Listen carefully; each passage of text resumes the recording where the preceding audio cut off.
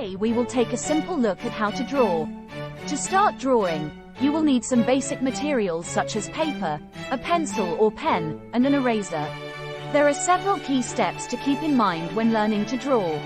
Start by studying the subject you want to draw, whether it's a landscape, still life, or portrait.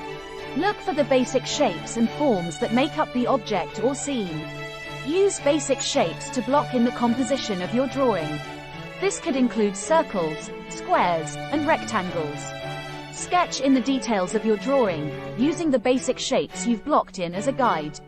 Use lines to indicate the edges of objects and add details such as texture and shading. Use an eraser to clean up any unwanted lines or smudges. Experiment with different pencils and pens to see which ones you like best. Practice, practice, practice. The more you draw, the better you will become. Take classes or workshops if possible to learn advanced techniques, or watch videos and tutorials online. Have fun, draw what you enjoy and what inspires you. In drawing, as in many things, practice is the key to success. The more you draw, the more you will develop your skills and style.